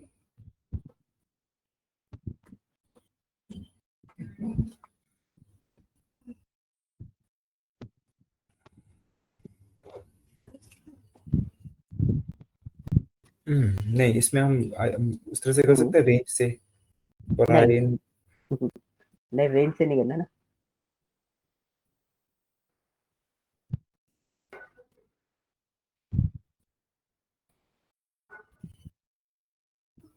हाँ, वो आप सही बोल रहे हो, रेंज से तो हो ही जाएगा। मतलब इस काउंटर चलाना पड़ेगा, एक हम अलग से काउंटर चला लेते हैं। Absolutely correct. तो अगर हमें रेंज से करना है तो रेंज से तो पॉसिबल रहेगा, बट अगर आपको इससे करना है तो आपको क्या करना पड़ेगा, काउंटर रन करना पड़ेगा। तो आपने अगर इफ i इक्वल टू 93 जब तक नहीं आता, क्या लिखे, ये लिखे, नहीं उससे पहले, आई से पहले हम मतलब इफ आई इक्वल टू 93 या देन हम प्रिंट काउंट करा दो प्लीज, उसको प्रिंट करा दो। Print count.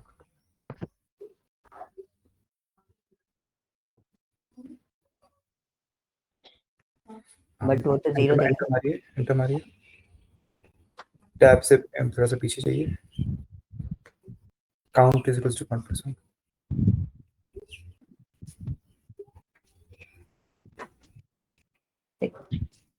तो क्या वाकई में 6 है? 0 1 2 3 4 5 6, ठीक है। अगर मैं आपसे पूछूं कि इसमें 4 का फ्रीक्वेंसी कितना है,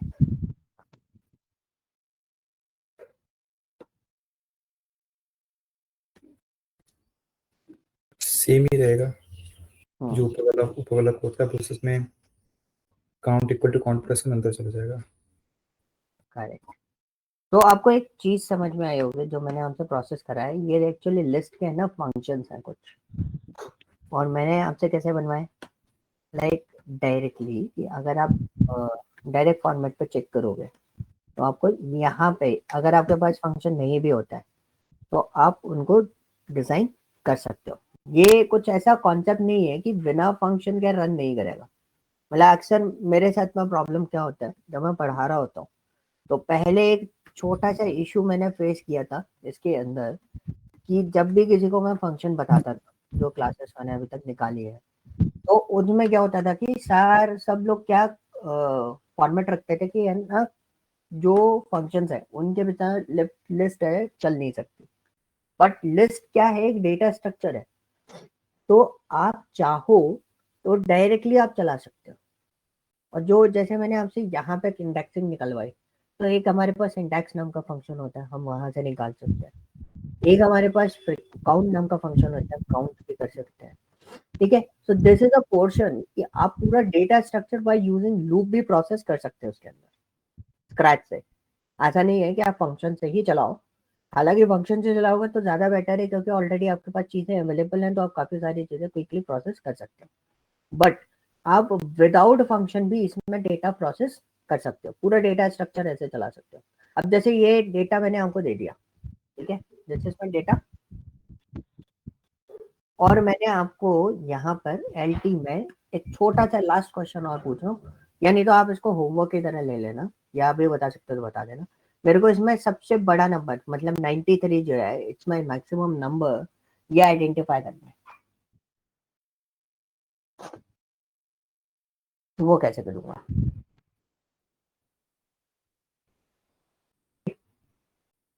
तो इसको सोचना, इसमें आपको क्या निकालना है, मैक्स नंबर। अब प्रॉब्लम क्या है ना, ये हेट्रोजेनियस है, ये भी प्रॉब्लम है, और इस प्रॉब्लम को आपको सॉर्ट आउट करना है कि अगर कोई वैल्यू फॉर्मेट हमारे पास हेट्रोजेनियस फॉर्मेट होता है तो हम उसके बिना उसके साथ में भी आप कैसे काम कर सकते हो।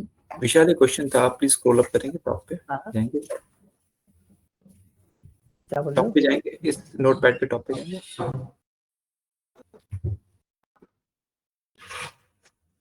बिल्कुल टॉप पे आपने यहाँ पे कमेंट्स लिखे हैं, आपने यहाँ पे लिखा था ऑर्डर्ड। अच्छा, ऑर्डर्ड मींस इंडेक्सिंग कह रहे हैं। अच्छा, आई थॉट कि आप, ठीक है, जो ये इंडेक्सिंग होगी तभी आप किसी भी डेटा को एक ऑर्डर फॉर्मेट में रख पाओगे ना। आई थॉट कि हम जैसे ऑर्डर्ड कि हम इसको एक किसी डॉट फंक्शन के साथ हम सीधा इसको सॉर्ट कर सकते हैं। अच्छा, एक क्वेश्चन मेरा भी एक बार 38 वाले उस पे जाएंगे, 38 वाले हाँ। तो इसमें जैसे हम लोगों ने लिखा है for I in L T, ठीक है, उसके बाद हम जो वैल्यू है वो आई से ही निकाल ले रहे हैं इसमें लिस्ट में। करेक्ट। और मतलब मैं इसे नॉर्मल किसी और प्रोग्रामिंग के जैसे एरेज होते थे सी में, तो वहां पर हमें मतलब उसका वो देना पड़ता था, जैसे मैंने एरे का नाम दिया है 1 = 2, फिर वो वैल्यू आती थी। Like in that format. हाँ, जब वैल्यू हम निकाल। रेंज के साथ में काम करते हैं ना, तब हमें अच्छा इसी तरीके से डेटा पिकअप करना पड़ेगा। अच्छा, रेंज के साथ हमें ऐसे देना पड़ता है, अगर मैं विदाउट रेंज के साथ करता हूँ तो मैं डायरेक्ट आई से। और इस केस में अगर मेरे को इंडेक्स प्रिंट कराना है तो कैसे कराएंगे? जैसे for I in L T ले लिया मैंने, तो आई वाले में तो मेरी सारी वैल्यूज आ गई लिस्ट की। अब मुझे तो हर वैल्यू का अगर इंडेक्स लेना है। हम्म, तो आपके पास दो ऑप्शन है। पहला ऑप्शन ये जो हमने किया था, कहाँ गया, ये वाला, ऊंट वाला। हमने इंडेक्स निकाला था, ठीक है। हम्म, दूसरा ऑप्शन हमारे पास एक इंडेक्स फंक्शन होता है, अच्छा हम उसको अच्छा, अप्लाई करके डायरेक्टली निकाल सकते ओके ओके। हैं। तो दो ऑप्शंस हमारे पास यहाँ पे क्रिएट हो जाते हैं। अगर आप मैनुअली निकालोगे तो आपको एक एक डेटा को लेके पूरा प्रॉपरली अलग से प्रोसेस करना पड़ेगा। ओके। और ऑर्डर से, यहाँ पे ऑर्डर से दो केस होता है। एक तो केस होता है इंडेक्सिंग, ठीक है। और आपने बहुत सही चीज का क्वेश्चन करा, मैं यहाँ पे थोड़ा सा एक चीज और बताना भूल गया था। यहाँ पे ना एक और पोर्शन बन जाता है ASC और DESC का ऑप्शन। ऑर्डर का मतलब ये भी होता है, एक तो हो गया कि भाई इंडेक्सिंग है तो दैट मीन्स वहां पर कोई ना कोई ऑर्डर फॉलो हो सकता है। तो ऑर्डर का मतलब है कि आप किसी भी ऑर्डर में उसको अरेंज करके रख सकते हो, डिसेंडिंग ऑर्डर या असेंडिंग ऑर्डर या रैंडम शफल हम उसको बोल देते हैं। तो आप किसी भी फॉर्मेट में आप अपने डेटा को स्टोर करके रख सकते हो। This is called N order actually. Okay, तो ये फॉर्मेट हो जाता है कि आप डेटा को अरेंजमेंट किस तरीके से दे रहे हो। तो दिस इज योर टास्क, कि आपके पास एक टास्क है। ये मैं टास्क आपको दे रहा हूँ कि आपके पास डेटा है, बट आपको मैं फंक्शन तो बता रहा हूँ, थोड़ा सा और टाइम लूंगा मैं आप लोगों का, ठीक है। मैं आपको कुछ फंक्शन, रिलेटेबल फंक्शन आपको बता रहा हूँ। आपको फंक्शन यूज किए बिना आपको क्या करना है, इस डेटा को यूज करना है। तो मैं 3 फंक्शन अभी डिस्कस कर रहा हूँ, देन उसके बाद जो हमारा क्लास हमारा कल भी है ना, हाँ जी, कल भी। है ना। तो कल हम इसको रैप अप कर देंगे पूरा कंप्लीटली, बट क्योंकि ये टॉपिक है ना बहुत बड़ा है, लिस्ट एंड टपल वाला जो टॉपिक है तो थोड़ा सा बड़ा हो जाता है, क्योंकि मैं इसमें स्लाइसिंग भी डिस्कस करूंगा, क्योंकि आगे जितने भी डेटा स्ट्रक्चर रहेंगे उसमें स्लाइसिंग डिस्कस नहीं करूंगा क्योंकि सेम होती है। इसी में मैं डिस्कस करूंगा सारा मैक्सिमम चीजें। ओके, अब मैं आपको ना 2 फंक्शंस में आपको यहाँ पे क्लियर करूंगा। एक पहला अपेंड, कि अपेंड क्या होता है। दूसरा we discuss about the index, ठीक है। तीसरा वी डिस्कस अबाउट इंसर्ट, ठीक है। And the next one is extend. ये बहुत छोटी छोटी चीजें हैं, बट ये बहुत बड़ा रोल प्ले कर देते हैं और आपको बहुत सारी चीजें सोचने पर मजबूर करेंगे कि हाँ ऐसा कुछ हो सकता है कि नहीं हो सकता, या ये पॉसिबिलिटी हम बना सकते हैं या नहीं बना सकते। तो मेरे पास क्या ना, एक डेटा अवेलेबल है, तो मैं इसको हटा दूं। तो मेरे पास जो है वो एक लिस्ट अवेलेबल है LT, ठीक है। अब मेरे को LT में कोई डेटा एडिशन करना है, LT में कोई डेटा एडिशन करना है, या हम इसको बोलते हैं कि डेटा क्या लिखेंगे, add the data at the end of the list। ठीक है, अब पॉइंट क्या हुआ कि आपको जो डेटा ऐड करना है वो कहाँ ऐड करना है, तो आखिरी में।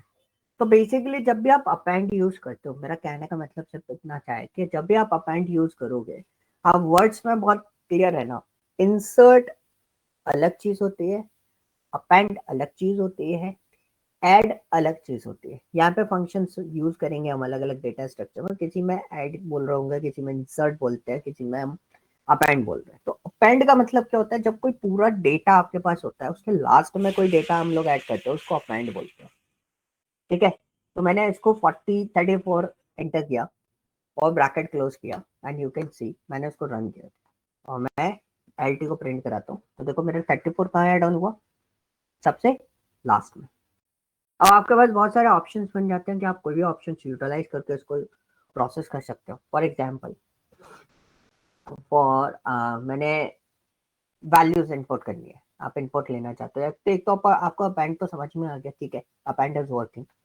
अब मेरे को यूजर इनपुट बेसिस पे एंट्री करनी है, मेरे को सपोज 2 वैल्यू एंटर करनी है, तो for I in range under bracket 2, तो 0 1 चलेगा, तो 2 वैल्यू इनपुट लेनी है। तो पहले मैं एक नॉर्मल इनपुट बता देता हूँ कि अगर आपको एलटी के अंदर इनपुट करना है तो हम इस तरीके से भी इनपुट कर सकते हैं।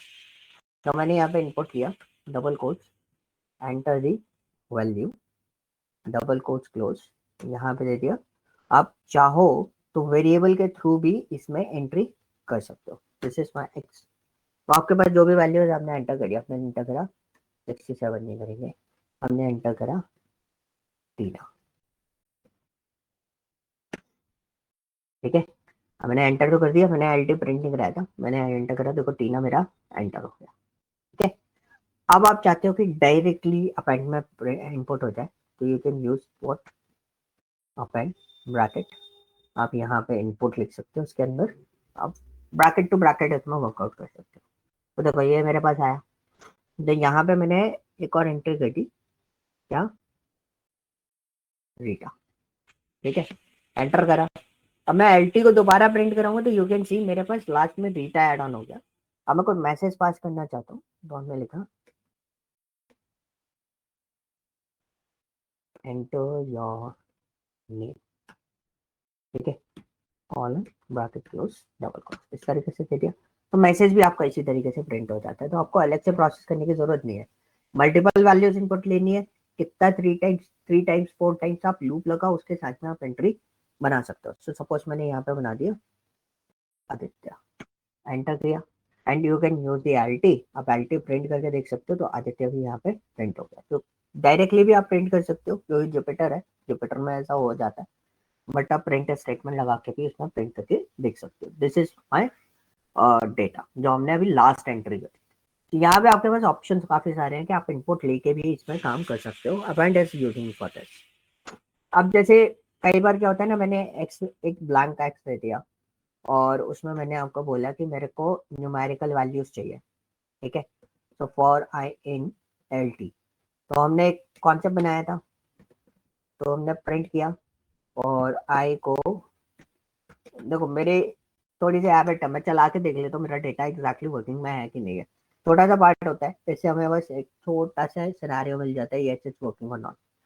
और हमने लिखा if type of I equal to S T are.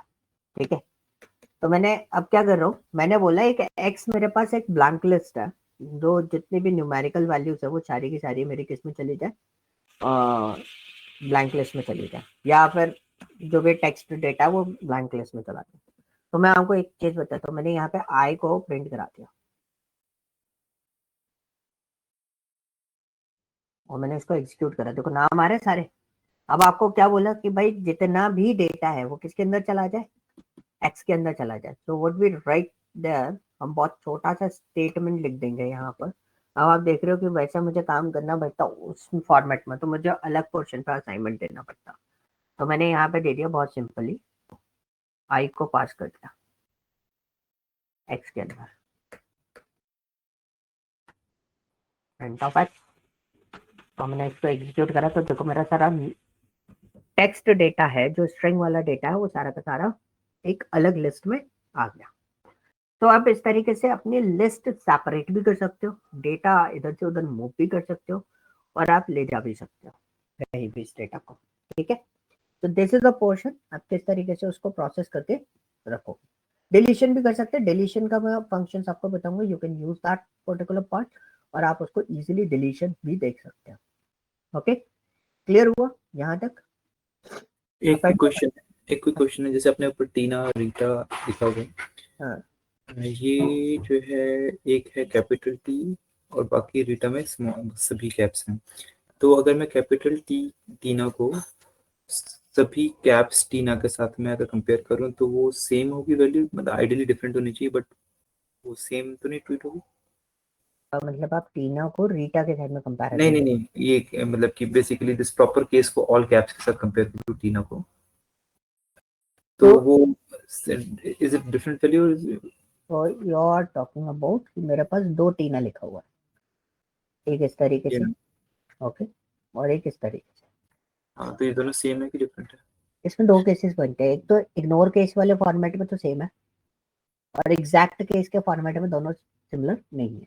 Default different होना चाहिए, डिफॉल्ट डिफरेंट रहेगा, मतलब आपके ऊपर डिपेंडेंसी रहती है आपका फंक्शन कौन सा अप्लाई करो, मतलब आप केस सेंसिटिव यूज कर रहे हो या विदाउट केस को यूज कर रहे हो। नहीं, बेसिकली अगर मैं एक वेरिएबल है ए टीना हाँ, और बी वेरिएबल में दूसरा स्मॉल टीना है, तो मैं अगर ए इक्वल टू बी करूंगा इफ, तो वो एक तो इक्वल टू बी करोगे तो असाइनमेंट हो जाएगा। नहीं, equal to double equal to करोगे, okay. So will do one thing, मैं इसके दोनों के बीच में डबल इक्वल टू लगा देता हूँ, और you can see the result. नहीं आया, दो वो टीना is not identical, double quotes. Okay. ये केस सेंसिटिव फॉर्मेट पे चला गया ना? नहीं, आपको डबल कोट्स लगाने पड़ेंगे ना। एक मिनट, यस।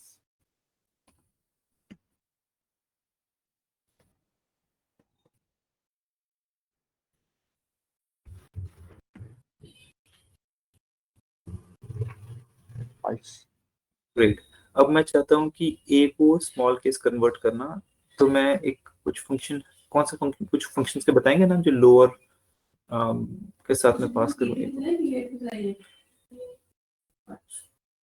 अच्छा, इसमें डॉट करना पड़ेगा। ओह, ओके। ये स्ट्रिंग वाले कॉन्सेप्ट रहते हैं, तो अच्छा, डॉट में लिखना ऐसा पड़ेगा। कुछ वो नहीं होता जैसे हमारे सी में, मतलब फंक्शंस रहते थे लोअर के अंदर इफ ये पास कर दिया। स्ट्रिंग मैं आपको बताऊंगा, स्ट्रिंग मैंने अभी आपको बताया नहीं ना, उसमें आप इसको यूटिलाइज कर सकते हो।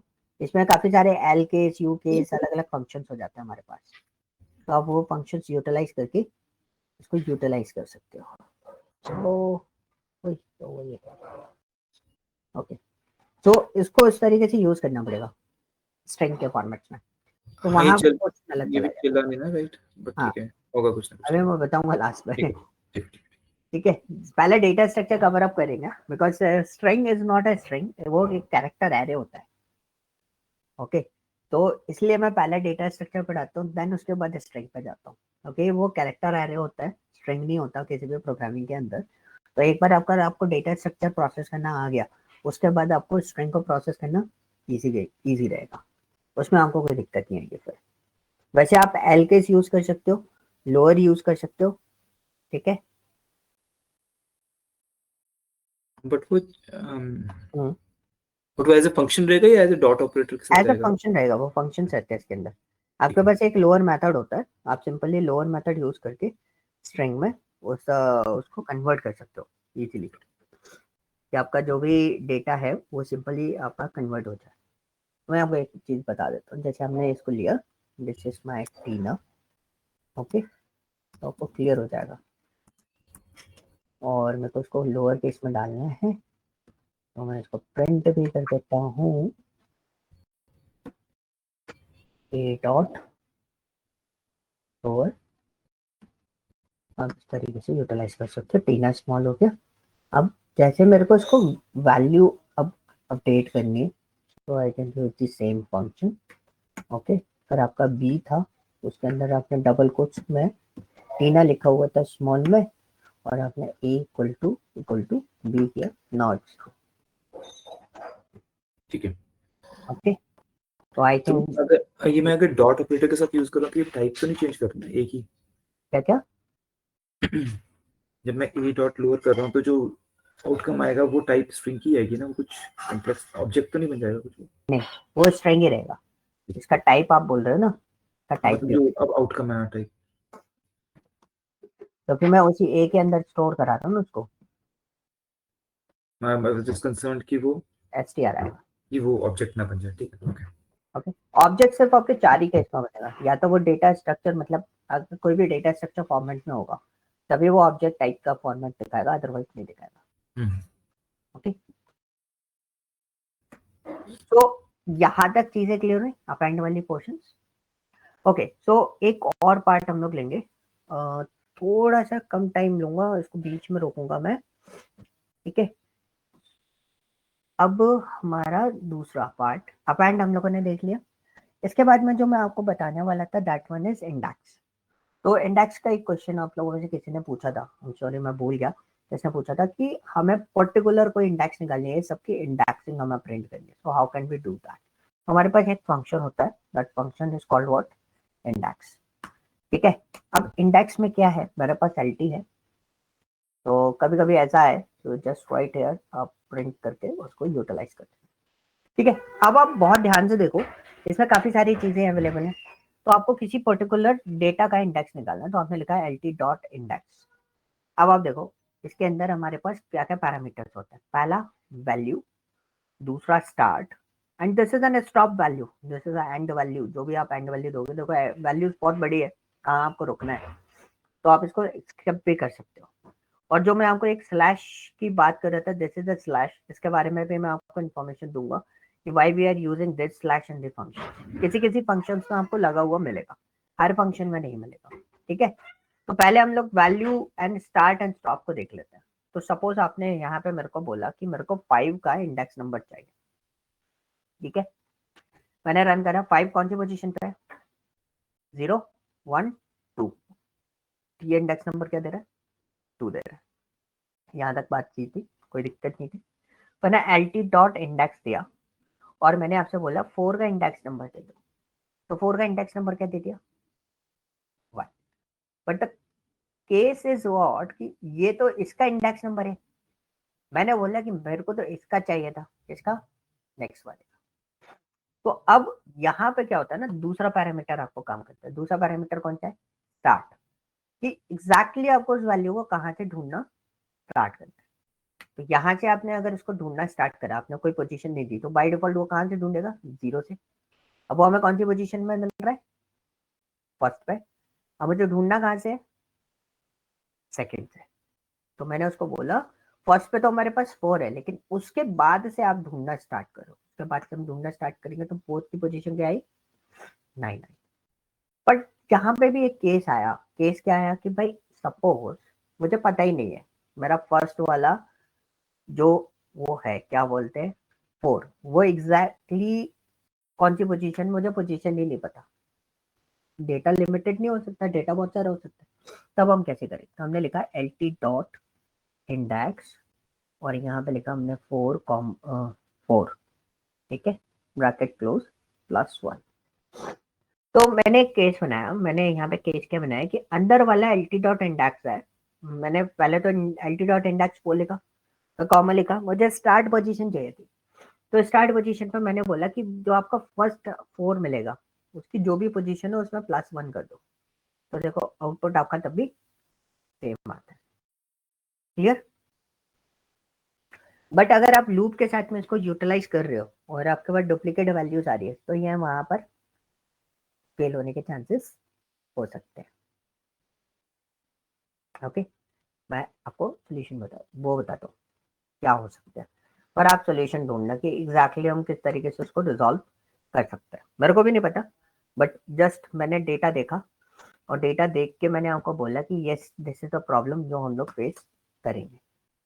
तो मुझे यहाँ पे इसको प्रिंट करना पड़ेगा, end comma end equal to space bracket close. तो देखो ये आ रही है, एक जगह प्रॉब्लम आ रही है, कहाँ प्रॉब्लम आ रही है, सेकंड वाले 4 पे। तो 2 बार मेरे पास 1 आ रहा है,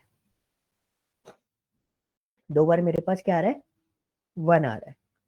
तो अब मेरे को, अब मैंने आपको इशू बता दिया, सॉल्यूशन, एक सॉल्यूशन तो मैंने आपको दे दिया कि आपके पास सिनेरियो क्या है कि भाई आप कोई भी वैल्यू इस तरीके से चेंज करके यूटिलाइज कर सकते हो, बहुत आसानी से इंडेक्सिंग निकाल सकते हो, कोई दिक्कत नहीं है, हमने निकाल दी। केस इज व्हाट कि अगर मेरे पास डुप्लीकेट वैल्यूज होती है या मोर देन वन टाइम उस वैल्यू का रिपीटेशन है, तो एग्जैक्टली सही इंडेक्स नंबर उसका आए, गलत इंडेक्स नंबर ना आए, तब कैसे करूंगा? नहीं, गलत कैसे आएगा? मैं समझा नहीं, Okay, क्वेश्चन प्रॉब्लम स्टेटमेंट ये समझा देखो, आपकी। ये 1 आ रहा है 4 का, और यहाँ पे हम्म, देखो 4 का क्या आ रहा है, हम्म, 1 आ रहा है ना दोनों जगह। तो अगर मैंने वही चीज बताई ना, अगर मैंने यहाँ पे 4 लिख रखा है तो वो हमेशा कौन से वाले को उठाएगा, फर्स्ट वाले को उठाएगा, सेकंड वाले का वो कंसिडरेबल नहीं करेगा कभी भी। तो ये इंडेक्सिंग गड़बड़ है ना, कि आपके पास तो 4 9 पोजीशन पे भी था, तो यहाँ पे पोजीशन कौन सी आनी चाहिए थी, 9 है, नहीं, ठीक है, ठीक है, प्रॉब्लम स्टेटमेंट समझ ठीक है। तो आपको ये सॉल्यूशन ढूंढना है कि एग्जैक्टली यहाँ पे 9 कैसे आएगा।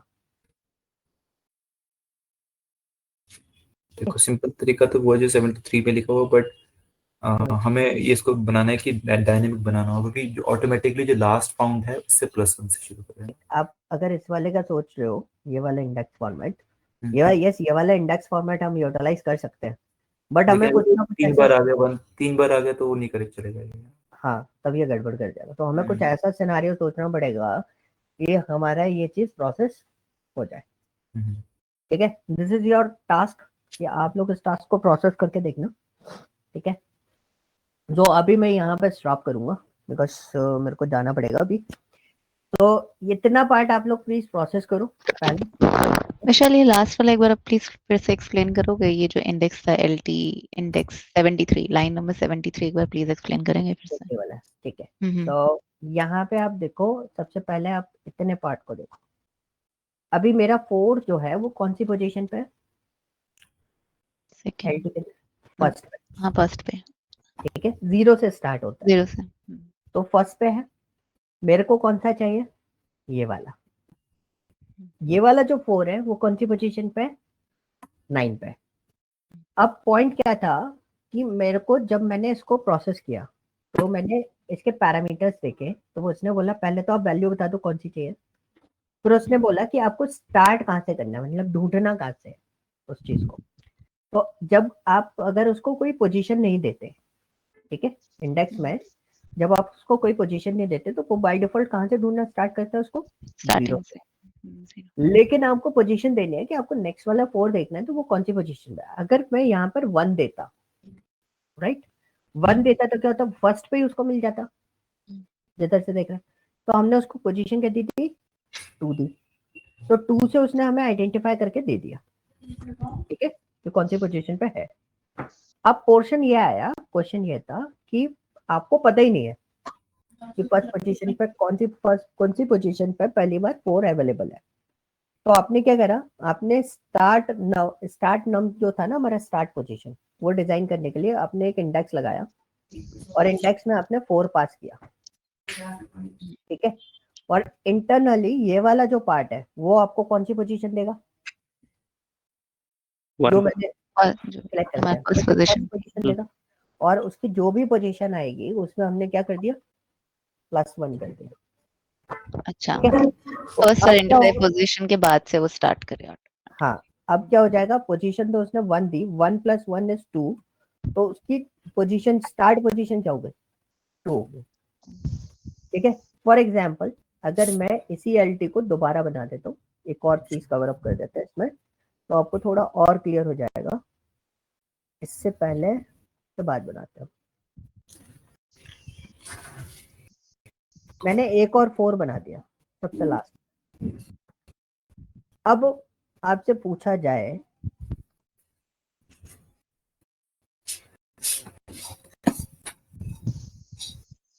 ठीक है, ये तो गड़बड़ हो गया, LT इक्वल टू, अब आपसे पूछा जाए कि बेसिकली अब आपका थर्ड वाले 4 का पोजीशन क्या है, तो आप क्या लिखोगे, LT डॉट इंडेक्स 4, ठीक है, कॉमा LT डॉट इंडेक्स 4, ठीक है, कॉमा फिर आपने लिखा LT dot index under bracket 4, फिर आपने लिखा +1 फिर ब्रैकेट क्लोज फिर +1 फिर bracket close, 16th position is this. तो आपको क्लियर हो जाएगा कि इसका इंडेक्स नंबर क्या है, LT डॉट इंडेक्स, इसका पोजीशन क्या हुआ, ये सेकंड वाले फर्स्ट वाले का देगा, अंदर वाला जो इंडेक्स है, सेकंड का देगा, और फिर जो उसके बाहर वाला है वो आपका कौन सा देगा, सेकंड वाले का, ये तो फर्स्ट का देगा, ये सेकंड का देगा, और जो आउटर है सबसे ज्यादा वो आपको थर्ड फोर्थ की पोजीशन देगा। ओके, तो आप लोग अब आपको क्या करना है कि आपको इनके 4 की पोजीशन प्रॉपरली बटअप करनी है। देखो मेरे को 3 बार 1 आ रहा है, तो हमें कुछ ऐसा कॉन्सेप्ट सोचना है कि हमारा ये चीज क्या हो, प्रॉपरली इंडेक्स मिले, अगर डुप्लीकेट वैल्यू भी होती है तो भी। ओके ठीक है, तो ये फाइल मैं आपको शेयर कर देता हूँ, 1 मिनट ड्रॉप मत करना आप लोग, बस मुझे कंफर्म करना आपके पास फाइल आ गई कि नहीं आ गई। मैं आप लोगों को HTML फाइल ही दे रहा हूँ, ठीक है।